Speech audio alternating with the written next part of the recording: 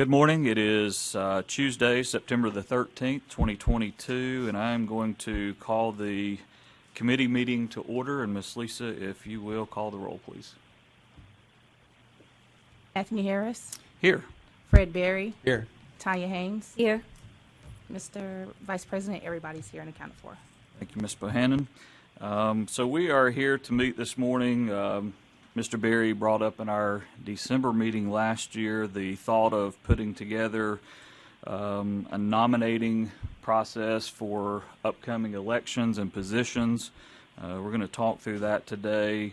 I'll give some of my thoughts. I've had time to look through it, and then I encourage both of you to do the same. This body has done the same procedure for, as well as we know, over 25 years. If we as a committee today want to put something together, I would highly recommend that we do something simple that's not going to affect future boards or lay out any strenuous things that could affect audits, etc. in the future. So I'll open it for any comments. Well, I agree. Keeping it simple, and really the reason for the request was just to make sure that the process is as transparent as possible, and just it seems to me the way that it's currently set up, it makes it very difficult if you don't have some discussion about upcoming elections during the meetings.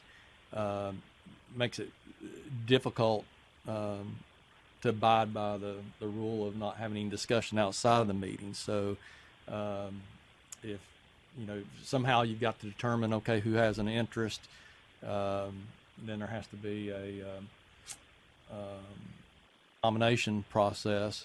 But if you don't have any discussion about who's interested in things, then it appears to me that it really creates a situation where there's going to be outside discussions outside of the meetings.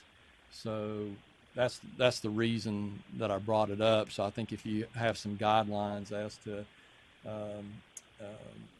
one of the meetings in the fall, officer elections will be brought up, and maybe brief explanation for what each position does, and then maybe at another meeting, any interested board member that's interested in a position would let it be known. That way, the whole board knows who is interested, and then my suggestion would be to do something where each person that's interested maybe gives a little spiel about why they're interested, what their qualifications are, and then I don't know what probably it could be at that meeting or next meeting have nomination being made, and then an election. But does that make sense? Am I making sense that if you don't have any discussion about it and you just have one meeting where nominations happen, this seems like it's how do you determine who has an interest in a position? Does that make sense? Because my feeling is, and I could be feeling wrong about this, but if we go into another meeting and having to speak out what your qualifications are, etc., that to me takes on a political approach. And I don't personally feel that's what this board is about. Ms. Haynes, what's your thoughts? I'm in agreement with you, Mr. Harris, that we don't want to make it seem like it's a political,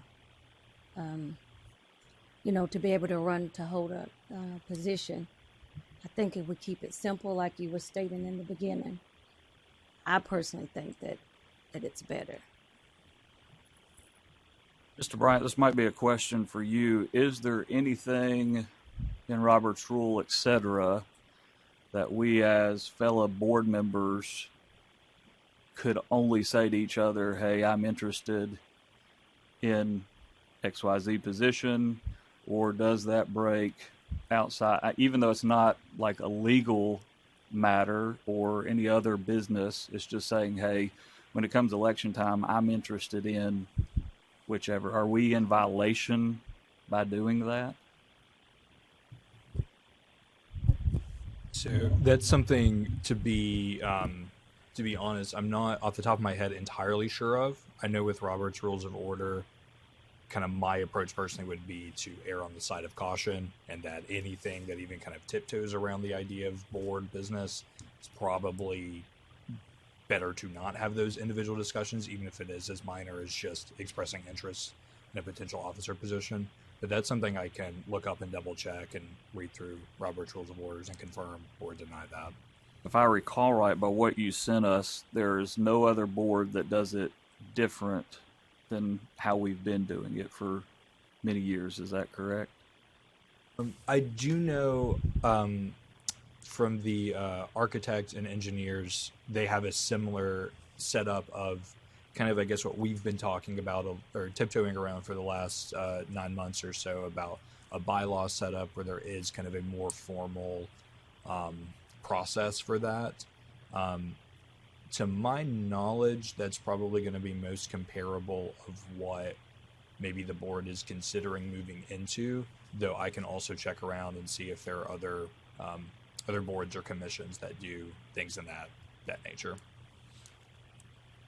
Understanding by the guidelines that we have right now, does a current board member have to be on the board 2 years prior to being appointed to a position, or are they open in year number 2 to be appointed to a position? As far as current goes, again, off the top of my head, I'm not entirely sure. I know kind of how the board has operated it in the past of kind of the hierarchy of going through the positions. But as far as something written specific as to this is a requirement or this is just kind of what we've done, but not a strict requirement, I'm not entirely sure. And again, in the and what we sent for the architects and engineers was just a model. This, board doesn't need to feel bound to that. If there's something else that would be better suited, of course, we can look into doing that instead. But I do recall on that one, they had a process. I think it was a 2-year limit that there was a requirement to do that. So I think, but I'm going to double check, that the board, when making the bylaws, will have the power and authority to determine whether a 2-year wait is appropriate, or if someone who's on in their first year can have a position, whatever the board determines is most appropriate. Thank you. Only fear and concern with a set of bylaws is if we do say a certain month, what have you, my fear is in the future, future boards are going to have to go by that. And then if we don't meet in a certain month and we've said October, this is when this is going to happen, or November, this is when this is going to happen, there have been years that we haven't met in those months. So then come audit time, are we in violation? And Mr. Gribble does a great job with that, and we have passed audits very cleanly. I do not want to see us affect that in the future for this board. It's just my thinking. When you say audits, what do you mean, audits? Well, we get audited, am I not correct, on how we carry out certain business, and if we don't stick to certain bylaws, if we lay them out, then we've not followed those guidelines. Would that not be a clear thinking on that? Subject to audits from time to time, an internal audit that's conducted by the chief auditor for the department, and they decide to look at different things at different times, and then the comptroller's office does an audit on the board, typically 2 years prior to the expiration of whatever the life of the board is. Every so often, the board has to go before the Government Operations Committee to get an extension for I call it the life of the board. Troy might have a better name for it. But typically, if that's going to expire, say, in June of 2025, then probably somewhere in 2023, early 2024, then the comptroller's office will do an audit on the board. And they also audit the department in general from time to time. I'm not sure since they do the board separately if that would be included in the department. I know the Bureau Services program is included in the department, but I'm unsure whether or not. And they focus on different things at different times. I understand. I don't know if they would. Obviously, if you set some type of bylaw or rule, and I don't know that you actually have to have. Y'all would have to answer whether it has to be in the form of a bylaw, or if you're trying to introduce a new way of doing something, how that can be written. But definitely understand the concern about tying it to a specific meeting, because we cancel meetings based on weather, based on how large of an agenda we have. So that can be problematic. So I think that if you have something, that has to be something that would give flexibility as to the meeting, so that you would just say in a fall meeting that a reminder, elections will be coming up, and typically I guess they're either held in December or January, and certainly my intent is not to make it political whatsoever. So certainly understand what you're saying about that, and if I guess if people interested introducing themselves, and if saying why you're interested or what qualification you have makes it political, then I guess you could just make it simply state that you have an interest in it. My main concern is that you just have an opportunity to know who on the board is interested in positions, because otherwise I just don't know how you determine that without discussions occurring outside the meeting and asking somebody, hey, Anthony, are you interested in a certain position? I think you'd make a good officer. So trying to prevent that discussion happening outside of the meeting just seems like there needs to be something where you give an opportunity for there to be some discussion, and just not on one board meeting, saying just randomly, Tanya, I nominate you for this office, without even knowing that your interest level. I guess at that point you would have to say, well, I'm not interested in it.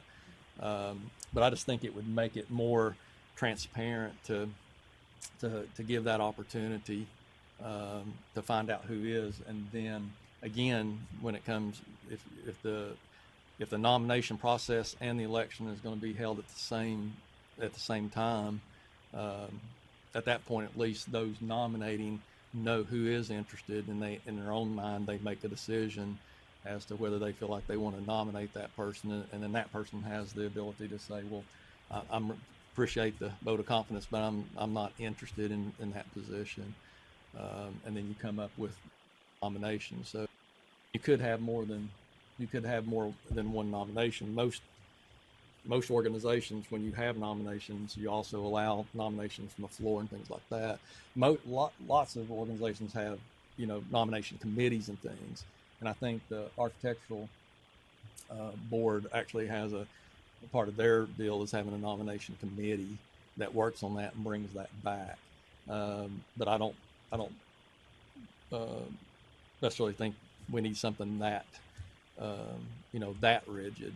I think it could simply just be stated in a fall meeting that we need to discuss and announce elections are upcoming, and at the next meeting we'd like to anyone interested, please let it be known, and then the following meeting we'll have the election. That doesn't nail it down that it has to be done in November, has to be done in December, but it does give guidelines to announce that they're upcoming. It gives an opportunity for board members that are interested in a position to state it, and then at the actual board meeting that you have the elections, I guess you would have the nominations at that point and have a vote. Thoughts, Ms. Haynes? I guess I'm just struggling because has worked so well for so many years. I don't know. I guess the theory is if it's not broke, don't fix it, or try to fix it. I don't know. It's just my thinking. But we've got to come up with a happy medium that everybody agrees upon that I'll present in our board meeting today. So listen to any thoughts that you have, and we'll come together and see what we can come up with. I think the idea of this committee is to come up with a recommendation, whether it to be no change or small change, and bring that to the full board, and then let the board vote on whether they are interested in doing that or not. And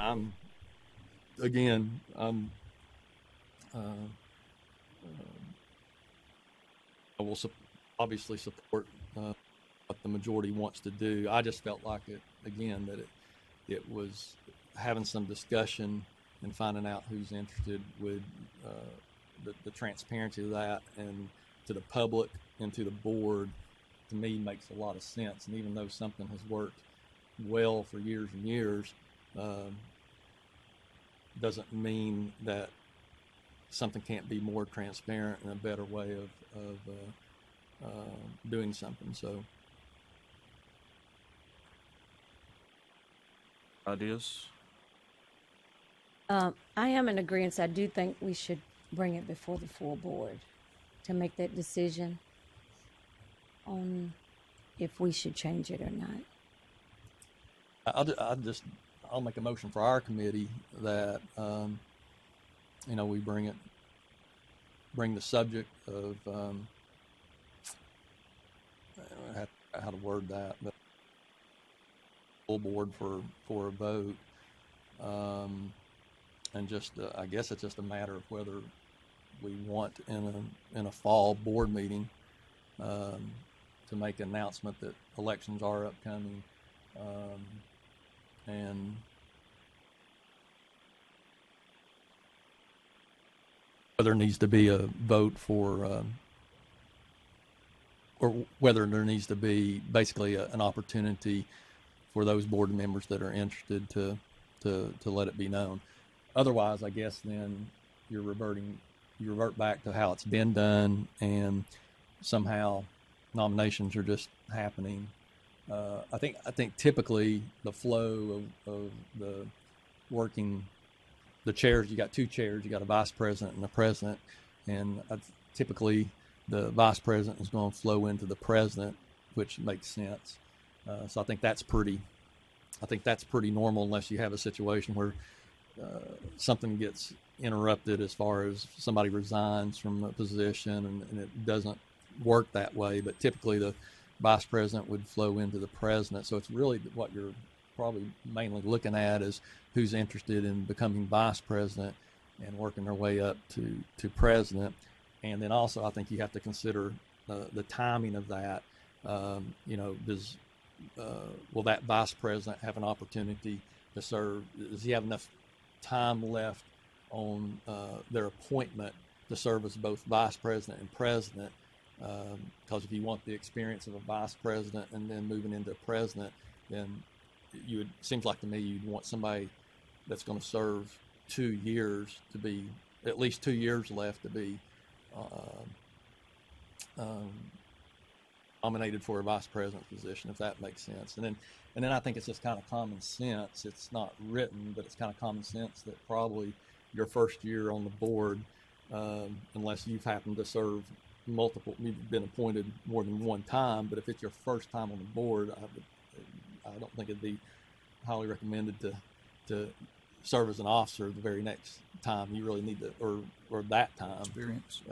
So if I just made an appointment in my first board meeting and the elections were being held, and somebody nominated me to be vice president, that probably just not real good common sense. So I don't think don't necessarily have to put that in writing. I think most people would know that. So I'll just make a motion, and then we'd have to leave it up to the attorneys to tell us how to introduce that framework. I don't know that it has to be a bylaws per se. So we'd have to find out more about that. Is that more of a line item that we just bring forth and that's set in stone going forward, or does there have to be a bylaw written that that's what we're doing? I think I guess you kind of run into the double-edged sword issue there of the bylaw does make it more concrete, but like you said, one of the concerns is sticking future boards with maybe something that wouldn't work as effectively. I think it can be, my understanding is it can be a line item of just how this individual board chooses to approach that process, but that would be, I guess, kind of just a decision of this board. And moving forward, there would be nothing that would tie the board to approaching it in that manner, which again may be what you're looking for, since you want some additional flexibility and don't want to stick, future boards to something that may not work always. One suggestion just from listening to you, and this is just a suggestion, feel free to take it or leave it, but kind of what I've heard of, to me, a happy medium seems to be potentially as simple as just prior to the board meeting in which the elections and nominations are typically held, just on the minutes in the meeting, express, perhaps at the end of, for consideration of future officer positions, I would just like to make it known that I am interested. And something as simple as that doesn't have to be written in concrete in a bylaw, but also does tackle Mr. Berry's concern about, that being known and having your hat in the ring where the board members know and it's on record. I agree with that. So us three, of course, coming together for a decision here, and I get what you're saying too, and I like what you said because I have been thinking that exact same thing. Maybe it is that we just present here in a few minutes that before the president in December moves us into that election period, we open the floor for someone to be able to express, hey, I'm interested in being this position or that position. That way it's out on the table in front of everybody. No need for any bylaws, because we all know we're qualified because we're appointed by our governor. So they've already determined that. That's my thoughts. Anybody else? I'm in agreement. Yep, I agree with that. I think that's the main goal of what trying to accomplish, and I think that would make it a better, more transparent process to at least put that out there and for the record. And then again, you just have that done the meeting prior to the election.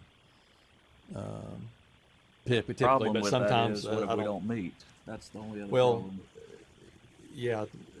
Well, it may postpone the election for 1 month. So I think, if I understand, sometimes they've happened in December, sometimes they've happened in January. So it would just be, you would make that announcement, as you just said, at the end of the meeting, or as you recommended, the meeting prior to the election. So,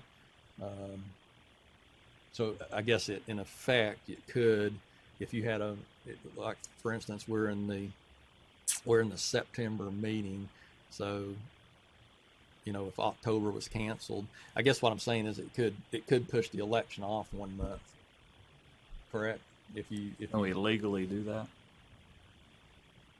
can tell you if you can legally do it or not. And I think probably from my experience you can. Here's a little historical perspective. Used to, the elections were in January. Well, we have two situations. Lots of times we don't meet in January because we most of the time getting new board appointments, and sometimes we receive them and get those people where they have their orientation and can participate in the January meeting, and sometimes we don't receive them in time to do that. So typically this board, and because of weather also, lots of times this board does not meet in January. So many years ago, and here's something else, if you do have the elections in January, you have somebody coming in to sit on the board for the first time that's going to make a vote to determine who the president of the board is. And all they know is just if they happen to know the person in their, personal or professional life. So probably about 10 years ago, it was determined it's best to move those elections to December. because you have people then, and then the term of the officer would be from January until through the next December. Because another thing, if you wait till you get new board members appointed, we were having sometimes a president that would serve only 9 or 10 months, and then you'd have some that serve 13 or 14 months.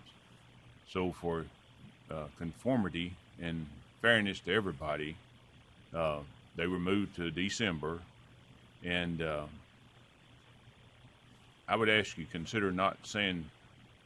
I mean, we'll be glad to put it on the agenda, but if it were me, I would probably put it on the agenda for no later than October for the people to declare their interest, and then if you meet in November, and don't.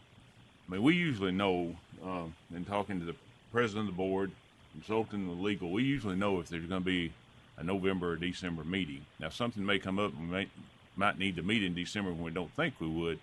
But if we don't think there's going to be a December meeting, then typically the elections are held in November. It moves it back a month.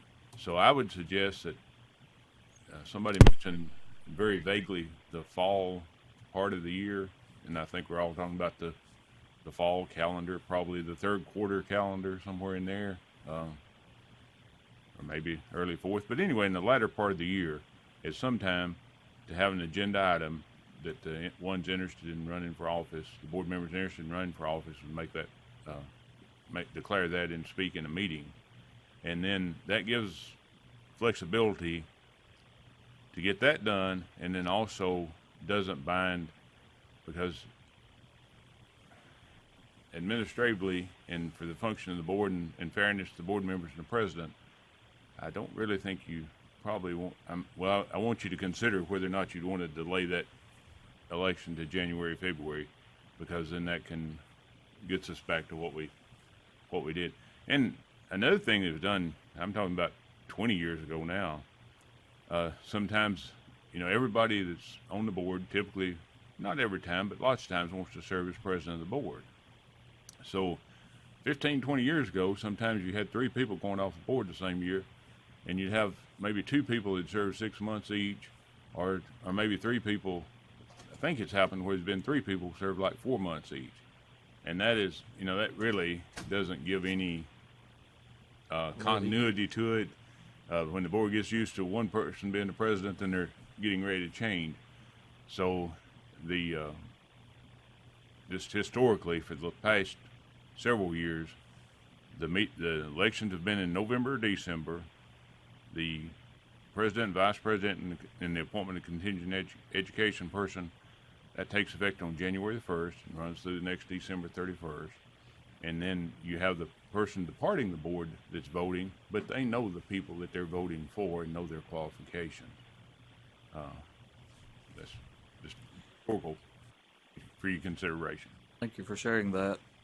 I'm in favor that we recommend that whatever month the election happens, that there be a set period right before we vote, nominate, to have an open part of that meeting for anybody to speak up and say, I'm interested in president, vice president, what have you, just to simplify this whole process, is my thinking. And that way we don't have to worry about October or whatever. We just have a time set the same month that the election happens. It's out on the floor, who's interested. That's my thoughts. Your thoughts?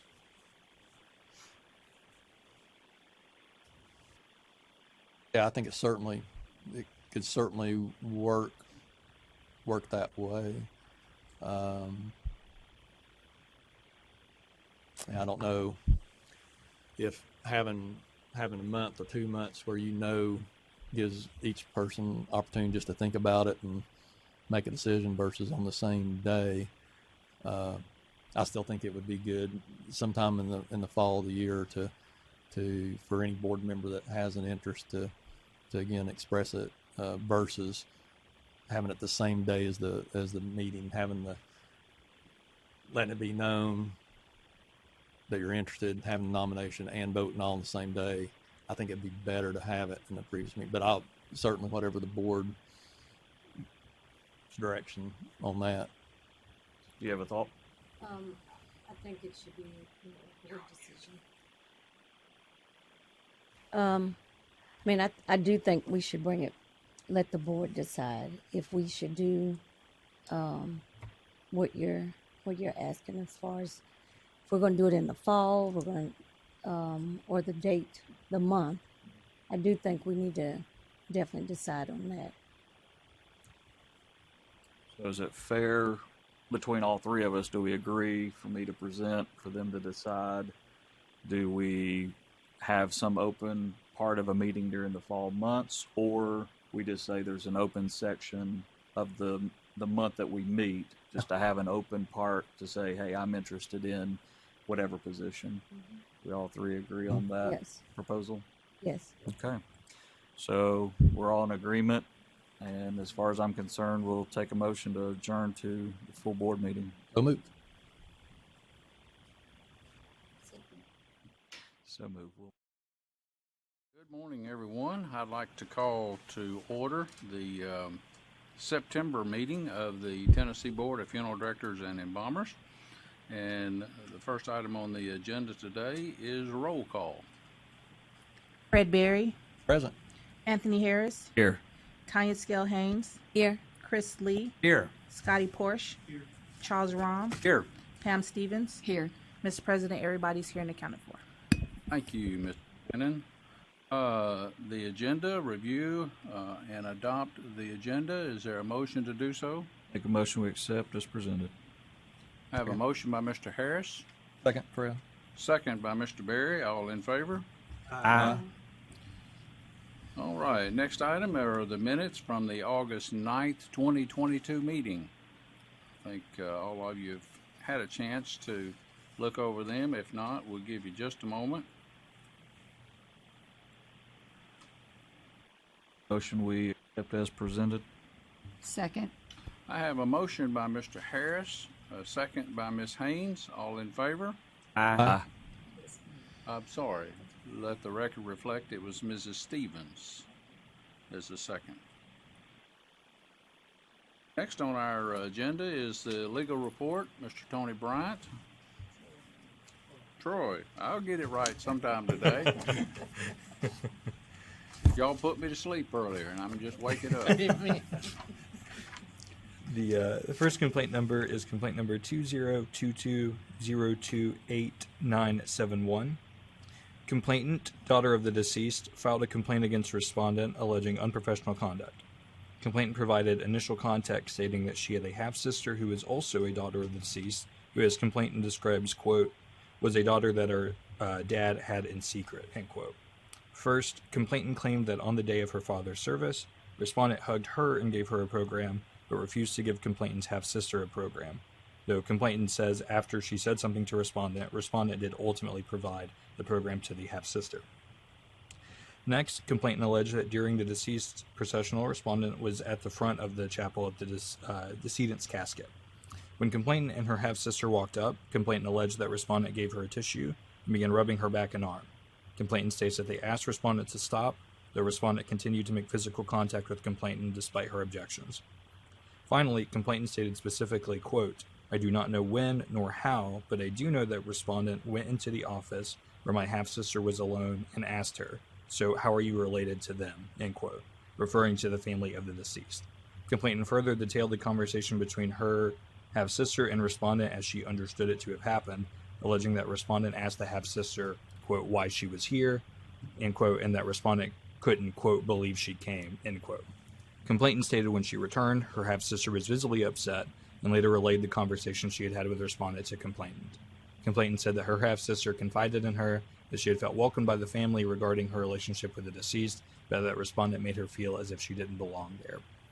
Respondent replied stating that though she was not initially scheduled to work the service in question, due to a past familiarity with complainant, respondent wanted to show respect to complainant and the family, since respondent had known her for many years, since complainant and respondent's daughter had grown up together. Regarding the first allegation, respondent said that she personally did not line up the family and did not know who was in the family other than complainant. Respondent added, though she had known complainant's half-sister for over 30 years, she never knew and was not aware at the time of the service that she was the decedent's daughter and not aware that she had come with complainant. Respondent did not address complainant's second allegation of unprofessional conduct. Finally, respondent provided their sequence of events regarding complainant's third allegation. Respondent stated that she walked by the office and noticed the half-sister in the room. Respondent stated she checked on the half-sister to confirm that she didn't need anything, and then inquired as to the half-sister's relation to the deceased, such as asking specifically, quote, "How are you related to them?" End quote. Respondent contends that the half-sister said that she had told Respondent that she was the deceased's daughter several years ago. The Respondent stated in her reply that she did not recall ever being told about their relation. Respondent stated that complainant's information regarding the conversation with the half-sister was untrue. Respondent concluded, saying that her only intent was to provide service to her in a caring manner since she had known complainant for so long, and again reiterated that she was not aware that complainant's half-sister was the daughter of the deceased.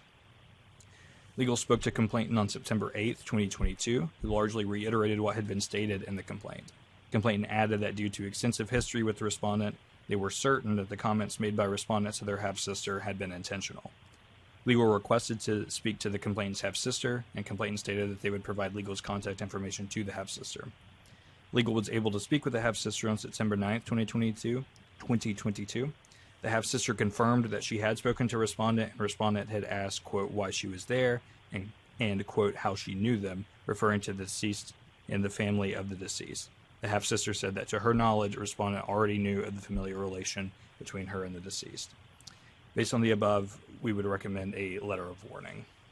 And I guess to give some context for that, it is almost worse in some senses than a he said, she said.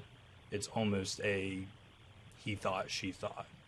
The board, and I guess from the information that has been provided, both parties agree that this conversation with the half-sister took place. What the parties don't seem to really be able to agree about is the intent of the respondent. It's difficult to determine what was in the respondent's head and their heart when they said what both parties seem to agree that the party said. So,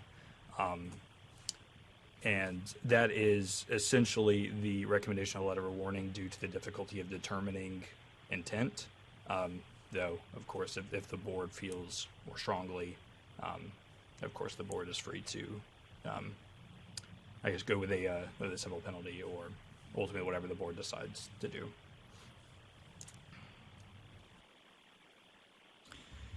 In here it says the respondent did not address the unprofessional conduct. So are you saying they finally did come and own up to any of that or not? They, in their response, it went unaddressed. That is also part of the reasoning behind the letter of warning recommendation, is that there is some dispute as to the intent and the purpose behind kind of the first and third allegations, but respondent did not address that second one. They didn't deny it. They didn't provide additional context, anything like that.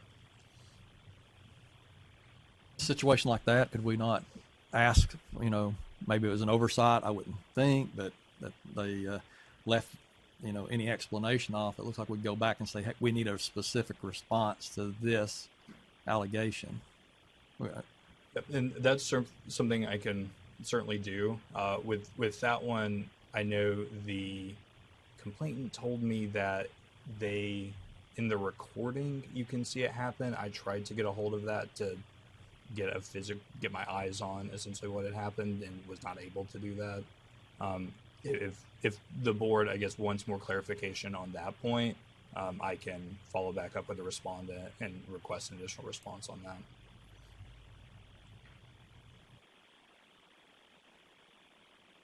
I personally think it would be good to ask for a specific response regarding that, just so that we have a better idea. To me, this one's difficult to really make a decision on, because you don't have any other witness that witnessed the conversation that can help you determine really what happened. So from that standpoint, it kind of is a he said, she said. I understand your he thought, she thought, but to me, it's difficult for us to place ourselves in a situation and just automatically say, well, that the professional at the funeral home was out of line when we're not 100% sure what took place. So maybe asking for a response on that and bringing it back before the board after we get response on that particular allegation. You're asking for a So- response on the unprofessional conduct piece? Yes, since that's a pretty serious accusation. So for it to go unanswered, I would think that if the board asked for a specific response to that, if we delayed action today, asked for that specific response, then brought it back before the board, that I think we might have a better feel. Don't know how that response is going to be, but That's your motion? yeah, I'll make that as form of a motion. Second? I have a motion by Mr. Berry, a second by Mr. Harris to table this particular item. All in favor? Aye.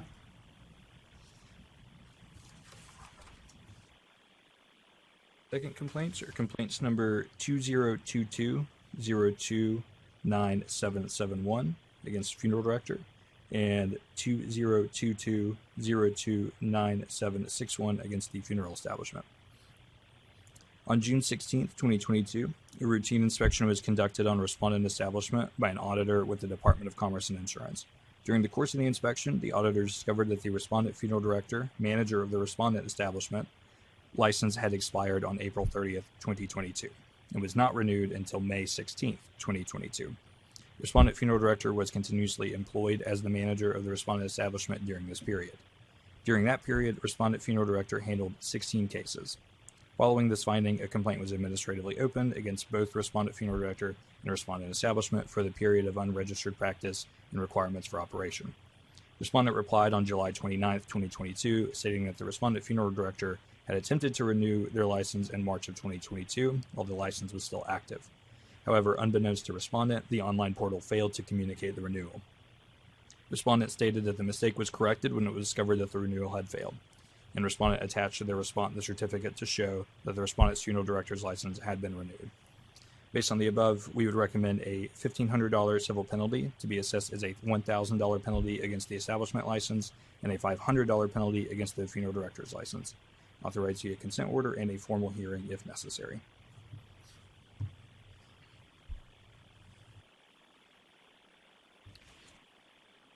This particular situation, as I read it earlier, there's a history of not renewing licenses. I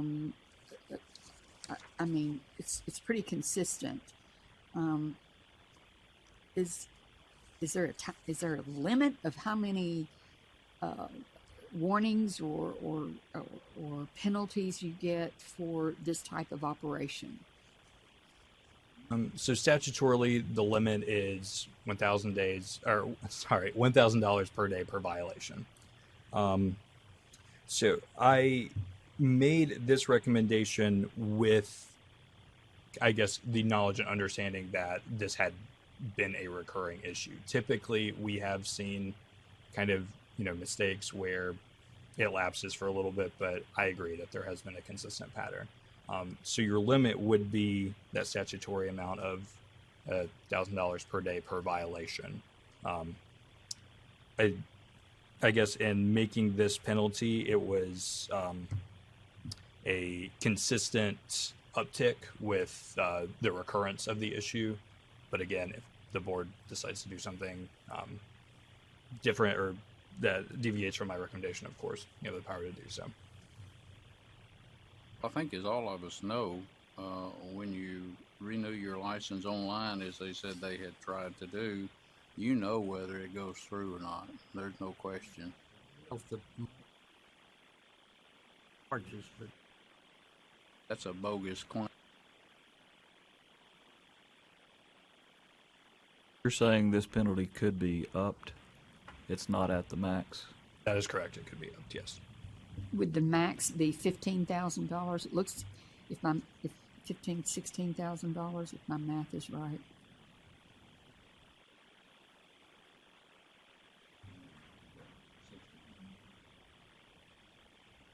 and I guess this is just, I'm not saying why is the penalty against the establishment more than against the funeral director who actually caused this whole mess?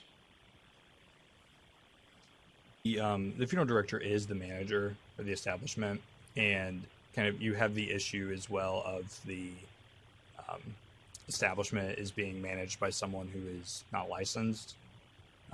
So that's the I guess explanation for the difference there.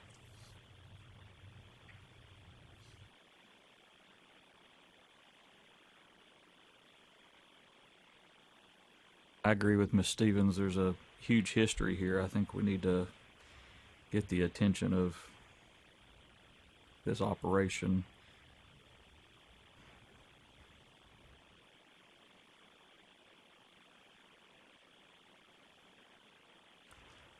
So if there is a stricter penalty,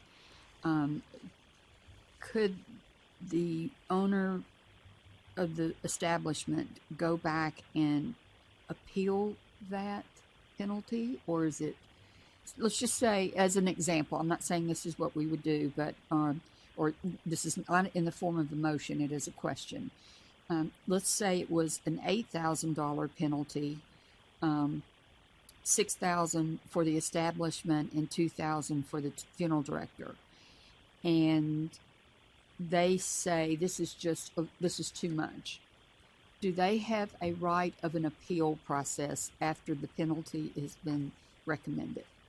So essentially, what we do is we send out the consent order, which they can agree to sign or not agree to sign. And then from there, we would file our office a notice of hearing and charges, where in this instance would come back before the board. And I've not done one of these, but my understanding is that an administrative law judge would sit and essentially just make sure that the process went correctly. The board would effectively, maybe a clunky comparison, but almost be the jury in the sense of that. You would, they would get up and say whatever they wanted to say.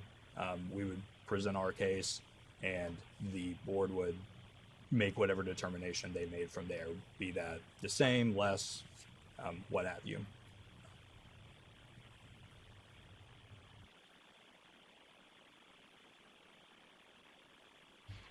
I personally think $1,500 is just a slap on the hand. But as far as a penalty, I'm in agreement. Plus two.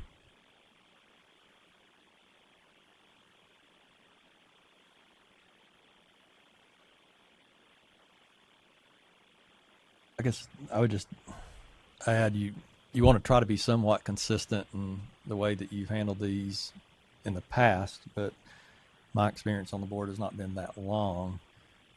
Most of these that we do here seems to be not as long as a track record and a failure where they failed to do that for a few weeks. But I don't know, Mr. President, if you could shed, based on your memory, what potential fines have been in your tenure? With the history and establishment has, I do not personally remember anything all times with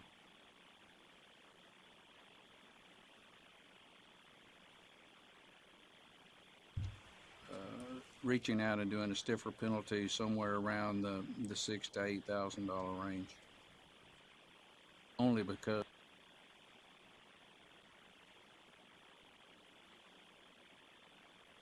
Stevens, would you like to put that into a motion? really, but I will. Not really, but I will. I'll make a. I'm going to defer to my colleagues here. Before I make a motion, I am leaning toward the 6,000 to 8,000 penalty.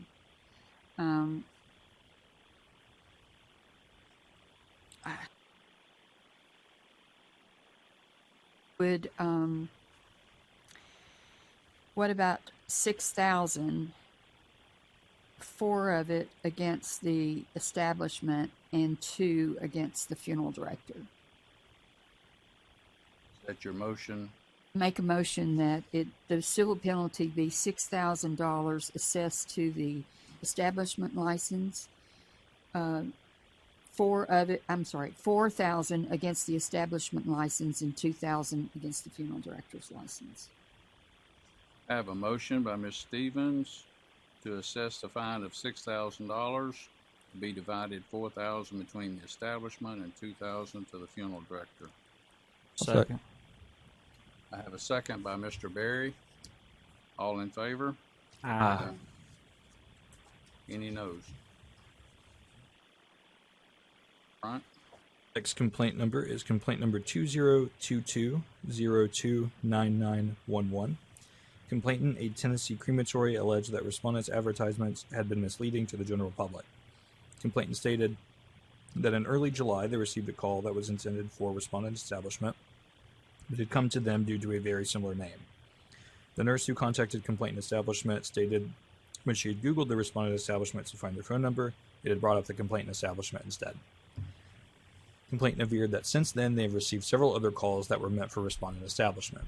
Complainant said that they Googled the respondent establishment and found what they considered to be, quote, misleading information. Complainant stated that respondent was advertising just a simple cremation at $750, but their general price list had cremation starting at $1,000. Likewise, at the top of the respondent's website, it stated, quote, serving both North Georgia and Chattanooga, Tennessee, end quote, despite not being licensed in the state of Tennessee. Respondent replied to each of complainant's assertions. First, respondent stated that when they first opened, their price for a cremation was $1,095, and after 2 weeks, they lowered their price to $750. Respondent states that though they changed the price on their website due to a clerical oversight, they failed to make the change on their general price list that was posted on their website. Respondent stated that they have since made that change and that they had never charged the family more than $750. Next, respondent denied being deceptive due to their address in Georgia, but advertising to serve both North Georgia and Chattanooga, Tennessee. Respondent stated that in the arrangement process on their website, it clearly stated that, quote, families can pick up their loved ones, cremated remains at their office in Georgia, or they can be mailed to them at their home. Respondent stated that they also tell the families that their office is located in Georgia, and added that their address is located on their general price list. Finally, respondent contends that it is not against the law to do business across state lines. Respondent stated that they follow all proper protocols such as filing a proper permit, filing a death certificate, and paying the state fees when providing services to customers in other states, including Tennessee. After reviewing respondent's website, legal notice at the header of their website states, quote, North Georgia and Chattanooga, Tennessee cremation service, end quote. Likewise, the contact us page states, quote, respondent establishment, North Georgia and Chattanooga, Tennessee cremation service, end quote. Additionally, respondent also has a map that shows their service area. The map shows a highlighted section showing Chattanooga, Tennessee.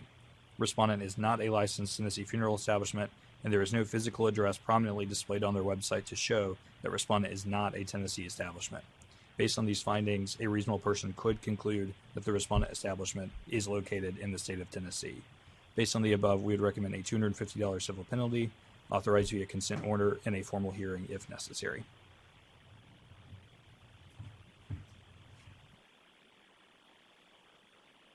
How much of a bite do we have fining someone that's not licensed in Tennessee?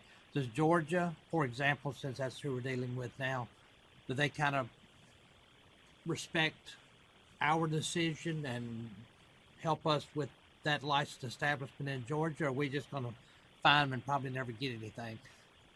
I think that largely depends on the individual complaint, the facts, and the respondent. It's the kind of thing of if we potentially, if we sent the consent order and the respondent agrees to it and signs it, it could be something we could send to the Georgia board that they're aware of this. It's the attorney answer, and I'm sorry I have to give it, I but understand it depends. That. And I hate to, do apples to apples, but for example, in Tennessee, if you're from Kentucky and you get a DUI, Kentucky suspends your license because of your DUI in Tennessee.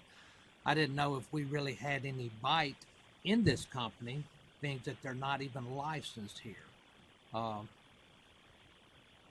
And if Georgia, I guess would back up, whatever choice we made. But I understand what you're saying. I just didn't know if they could just take this, tear it up, throw it in the trash, and there's really nothing much else we could do with it. Historically, they pay the civil penalty. Has been the experience over the years, and there may be an occasional exception to that, but historically, if their board is on the consent order. Happened in Florida recently with this board for an establishment, and it happened. I can think of other times.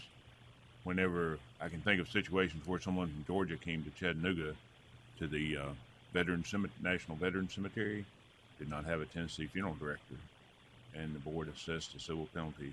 I can't remember if it's assessed to I think it was assessed to the funeral home, because I think the board determined it's really the funeral home's responsibility to have the licensed Tennessee funeral director there, and that was paid. And there's been some other situations, but those are the ones that come to mind. And their response kind of led me to believe they didn't think they were doing anything wrong. So I guess we'll monitor to see if this continues, I guess. And that's certainly something we can keep an eye on. I understand too, it can be a fine line sometimes of what a reasonable person in the general public might think. So it may have been something inadvertent, but regardless, it would still be difficult for the reasonable Tennessee consumer, and it's something we can certainly keep an eye on moving forward. Thank you.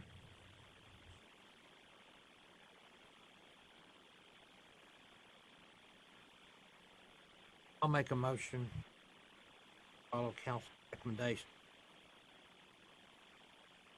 I have a motion by Mr. Lee to accept the recommendation. Second. I have a second by Mr. Harris. All in favor?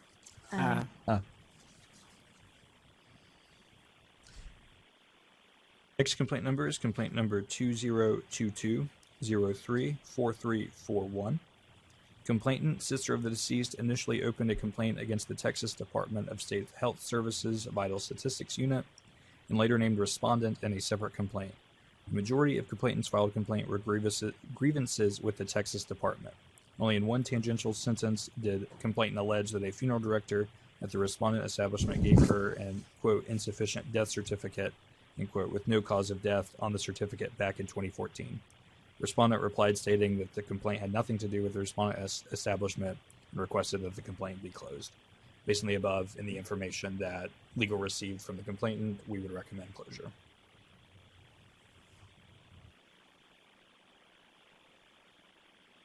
Make a motion to accept council's recommendation for closure. Second. I have a recommendation by Mr. Berry, or a motion by Mr. Berry, a second by Mr. Lee. All in favor? All right, that concludes the legal report. Thank you, Mr. Bryant. Next on our agenda is the Executive Director's report. Mr. Gribble. Thank you, Mr. President. Good morning, board members.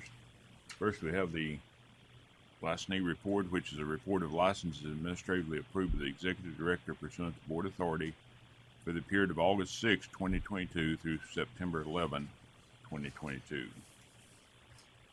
Next is the disciplinary action report. For this meeting, it's a report of consent orders that have been administratively accepted or approved by the Executive Director pursuant to Board authority, and as reported on the July 2022 Regulatory Board Disciplinary Action Report. And you have 3 situations or licensees that are listed there. The complaint report, as of September 8, 2022, there were 13 complaints against either a funeral director and or embalmer, and 10 additional complaints against an establishment for a total of 23 complaints. There were no closed establishments to report to the board for this meeting. That concludes my report, Mr. I'll be glad to answer any questions. Any questions for Mr. Gribble? Motion we accept as presented. I have a motion by Mr. Harris, Second by Mr. Berry. All in favor? Next, we don't have any applications today, individual or establishment.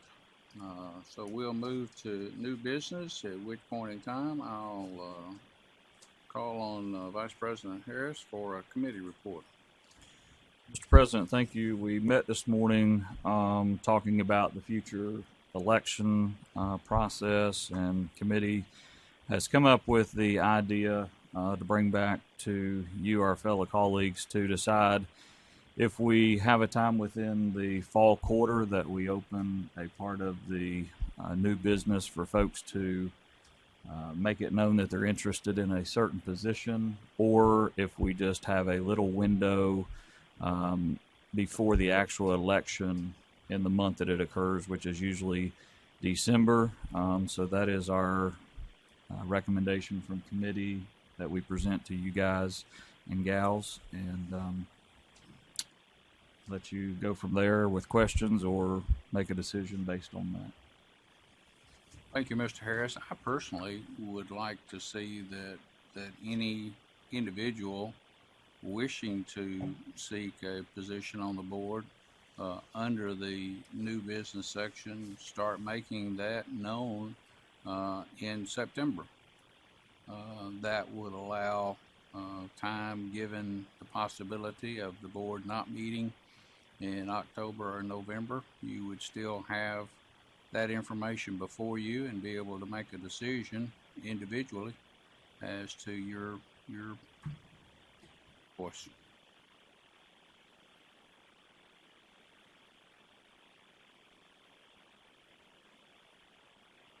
I would just add to that, agree with President Rahm, and not sure though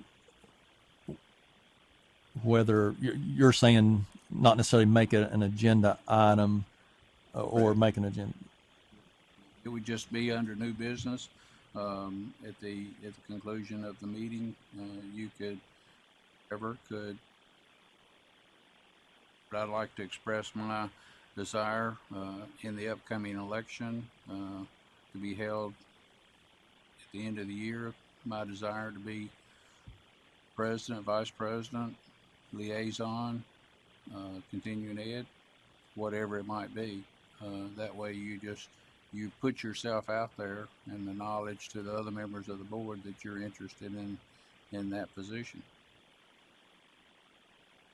It would be good to add that as just part of so that new board members know what's going on, that's just add something to that effect as far as the board orientation. Would that be, what do you think? Board orientation is set comes down from the top, and it's reviewed and approved in the same orientation used for all boards, so they don't get into that part of it. Okay. This would be something That's understandable. That this board would decide for this board itself. I personally understand what you're saying. I just think it'd be good for each president, whether it's in writing or not, just to remind the board as we're moving into the fall that there's an opportunity to do that, versus just relying on people to remember to do that. But I mean, that could simply be a practice that we try to pass on to each president to do that. So I would just recommend that versus just simply a board member has to bring that up and remember to bring that up. Is that it's just a reminder from the president in the fall of the year that we're be having typically elections in December, and that just a reminder that if you have a desire to serve in one of the offices, that please bring that up in the new business. Would you be opposed to that?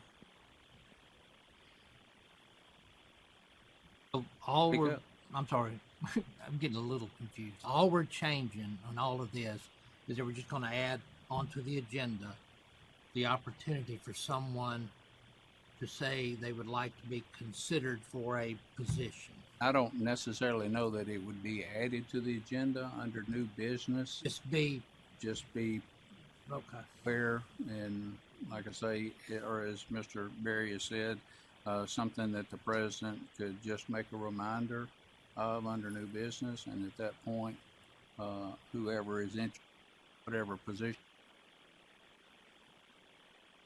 or to make that. And I guess there's 3 positions. That's correct. This would be for all 3. Absolutely. Liaison. Make that known. For one of the other positions. Sorry about that. Whatever position you're desiring, whether it's the liaison, vice president, president, you would just make that known during that meeting, during the new business, so the other board members would know your desire. So you could realistically now, going from vice president to president, you could go from board member to president. Vice president only. That would be a determination from the board on the vote. You could let your desires be known, but that doesn't necessarily mean that you're going to be elected to that position. Question is the liaison an appointment, or is that typically appointed by the board? Yes. It's the statute refers to the president and vice president of the board. When you look at under the funeral board, the statute specifically mentions those 2 offices, Mm-hmm. and and that's why we refer to those as elected by the board, and the appointment of a continuing education liaison by the board. They're all 3 determined by a board vote, but one of them is considered an appointment, where 2 of them are, and maybe that's just a play on words. It's Mm-hmm. kind of like, where is it a license or is it a registration? There is a difference, and we try to use the terms according to what they are, but to the average person, it's an election. I mean, they're all Mm-hmm. ordained by the All board by the at board. the end of the day, or put in place for the board. I mean, yeah, just me watching this at home for the last, 10 years or so, I thought, for example, that next year, Mr. Harris would go to president, Fred would go to vice president, and the board would nominate a CEU liaison. That's just what I took it as a third person watching at home. I thought it was 3 positions, and then you kind of moved right up. So, And that's basically what has happened over the course of the last few years. But this would better inform board members who is interested in the particular position. And would allow more time for each board member to think about that and decide if they want to nominate somebody. Thank you. Certainly, it doesn't allow for communication outside of the boardroom. Yeah. So, do we have a motion in regards to the committee report?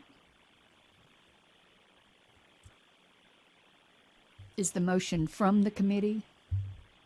Well, I think the motion from the committee was to just bring our discussion to the board for a full vote. It wasn't really nailed down as to what that was going to be.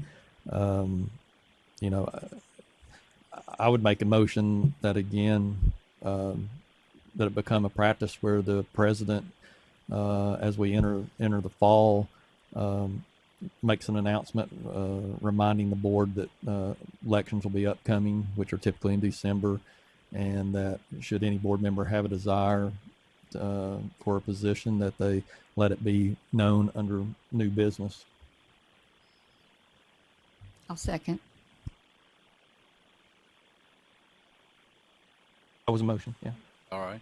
I have a motion by Mr. Berry, a second by Mrs. Stevens. All in favor? Aye. Any opposed? All right. That being said, this is September.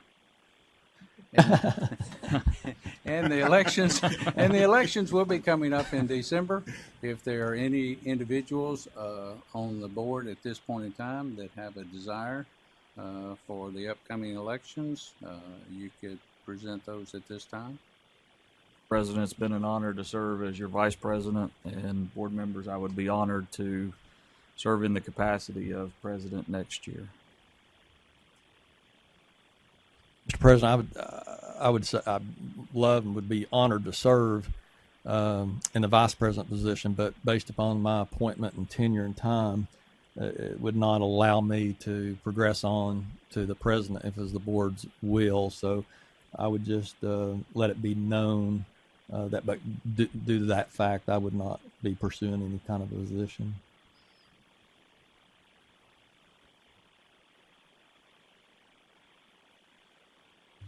That brings up a question. So after your 3-year term, you cannot be re-upped.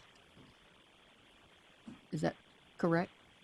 It's a 4-year term. 4-year term. 4-year term, yeah. Okay. So next year will be my last year. Next year will be your 4th year. Mm-hmm. There's 3 of us going off next year. Myself, Mr. Berry, and Ms. Haynes. It's Mr. Gribblekin. How did that happen that way? I guess it was a delayed appointment or something. That's the way. And this is going way back for history, and maybe more than you want to know. I made an answer last night at the Middle Tennessee District meeting for the Tennessee Funeral Directors Association, and Steve Spann, when I got done, he said, "Hey, ask a guy." I said, "Did he answer your question?" The guy said, "Well, not really." So let me answer your question. The appointments are made through statute, and by statute, and the terms are set by statute.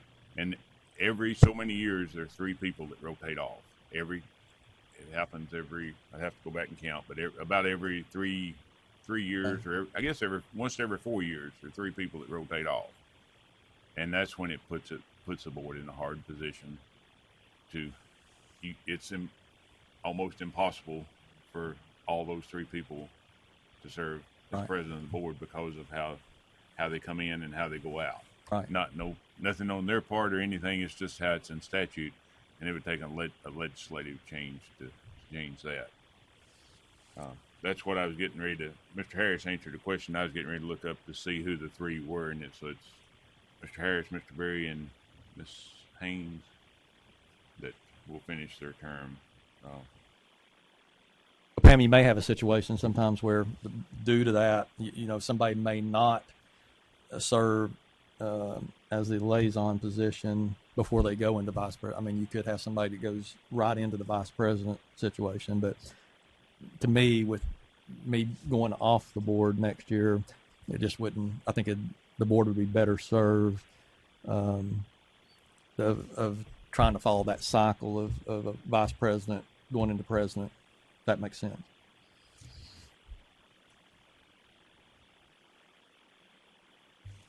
Anyone else? Well, as a newbie, I'm learning a lot just in the past few months, but I am interested in a leadership role going forward, but that would be up to whatever the board would like to happen. But I would like to pursue my learning more every month, so whatever that might be. Thank you.